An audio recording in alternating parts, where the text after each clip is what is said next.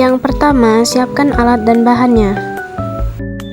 Lalu masukkan kapas ke dalam tabung. Setelah itu ambil cairan NaOH menggunakan pipet tetes.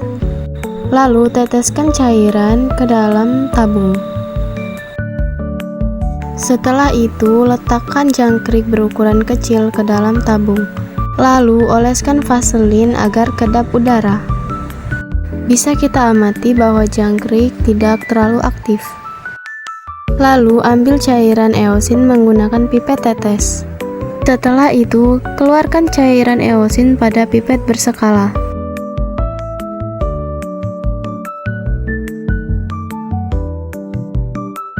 Setelah beberapa menit, cairan eosin tidak mengalami pergerakan.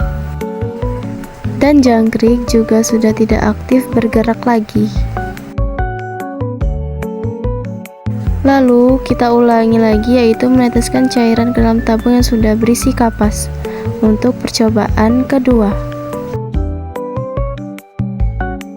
Pilihlah jangkrik yang berukuran besar dan aktif bergerak.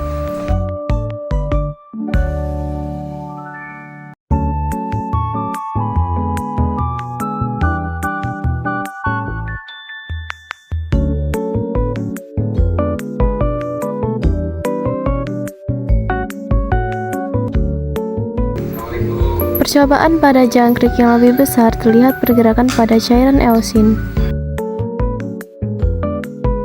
Setelah diamati pergerakannya yaitu 0,05 mili per menit.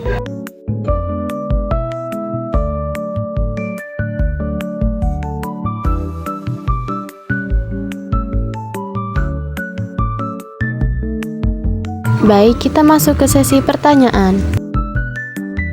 Apa fungsi NaOH dalam praktikum tersebut? Yaitu sebagai pengikat CO2 agar tekanan dalam respirometer menurun. Apa fungsi eosin pada praktikum tersebut? Yaitu sebagai indikator bahwa serangga bernafas menggunakan O2 karena telah terjadi penyusutan udara dalam tabung, maka larutan tersebut akan bergerak. Dalam praktikum tersebut, jangkrik manakah yang mengalami respirasi lebih cepat? Jangkrik yang berukuran besar dan aktif memiliki laju respirasi yang lebih cepat karena berat tubuhnya yang besar membutuhkan lebih banyak oksigen. Berdasarkan pengamatanmu, tentukan faktor yang mempengaruhi kecepatan respirasi. Berat tubuh, karena hewan yang lebih berat membutuhkan lebih banyak oksigen dan proses respirasinya lebih cepat. Aktivitas fisik, keaktifan jangkrik mempengaruhi kecepatan respirasi karena aktivitas fisik merupakan salah satu faktor yang mempengaruhi frekuensi pernafasan. Umur, semakin tua kemampuan sel akan berkurang dan mengalami degenerasi. Untuk menghasilkan energi, sel akan membutuhkan asupan oksigen yang lebih tinggi.